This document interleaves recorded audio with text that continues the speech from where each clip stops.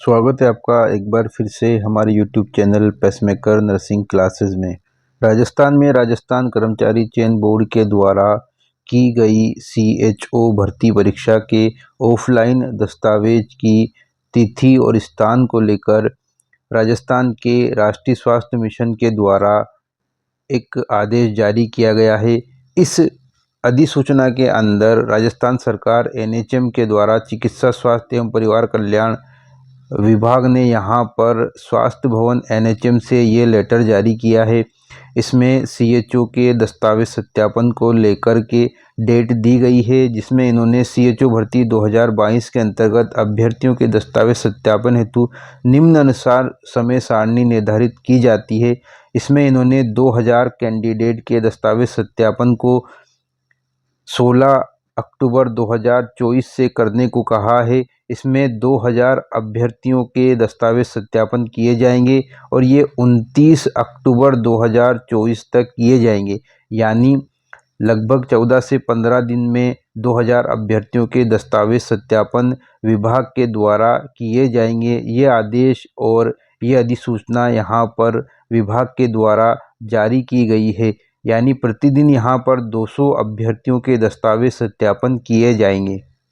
विभाग के द्वारा ऑफलाइन दस्तावेज सत्यापन रोल नंबर के आधार पर किए जाएंगे, यानी शुरुआती रोल नंबर के दस्तावेज सत्यापन पहले होंगे। 16 अक्टूबर से चल के दस्तावेज सत्यापन 29 अक्टूबर तक होंगे, जिसमें 2000 अभ्यर्थियों के दस्तावेज सत्यापन किए जाएंगे और 200 अभ्यर्थियों के दस्तावेज सत्यापन प्रतिदिन किए जाएंगे।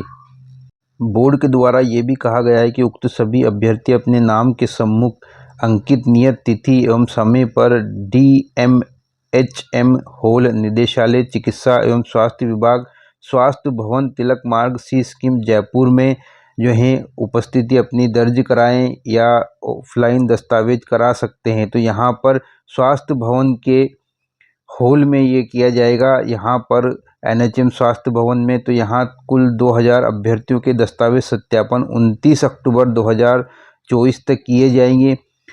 NHM के द्वारा ये भी कहा गया है कि दस्तावेज सत्यापन हेतु कुल 10,661 अभ्यर्थियों को बुलवाया जाना है, जिनमें से 2000 अभ्यर्थियों का कार्यक्रम उपरोक्त अनुसार जारी किया जा रहा है तथा शेष अभ्यर्थियों के संबंध में कार्यक्रम पृथक से शीघ्र ही जारी किया जाएगा। यानी यहाँ पर प्रतिदिन 200 अभ्यर्थियों का दस्तावेज सत्यापन होगा और जैसे जैसे दस्तावेज सत्यापन समाप्त होता जाएगा वैसे अगले अभ्यर्थियों के लिए शेड्यूल जारी कर दिया जाएगा। इस प्रकार से 10,661 अभ्यर्थियों का दस्तावेज सत्यापन सिर्फ जयपुर के स्वास्थ्य भवन में किया जाएगा, यानी यहाँ पर 10,661 अभ्यर्थियों के लिए शेड्यूल जारी किया जाएगा, जो एक एक करके दस्तावेज सत्यापन 2000 अभ्यर्थियों का होगा। उसके बाद अगले 2000 अभ्यर्थियों का शेड्यूल जारी किया जाएगा। इस प्रकार से प्रतिदिन 200 और तय दिनांक में या तारीखों में 2000 अभ्यर्थियों का दस्तावेज सत्यापन किया जाएगा।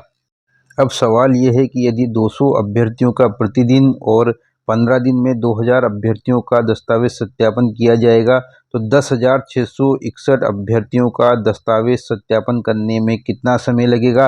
अनुमानित यह 2.5 महीने का समय, यानी 70 से 75 दिन का समय यहाँ पर लग सकता है। तो जो अभ्यर्थी पहले वरीयता सूची का इंतज़ार कर रहे थे, उसके बाद अब दस्तावेज सत्यापन का इंतज़ार कर रहे थे, उनको अब अपनी बारी का इंतज़ार करना होगा। और दस्तावेज सत्यापन 2.5 महीने में होता है तो उसके बाद ऑब्जेक्शन, करेक्शन, इस प्रकार से इसमें कुल 1 से 2 महीने का समय और लगेगा। और इसके बाद परिणाम जारी होते हैं तो CHO का ब्रिज कोर्स शुरू होगा, जिसको 6 महीने का समय लगेगा।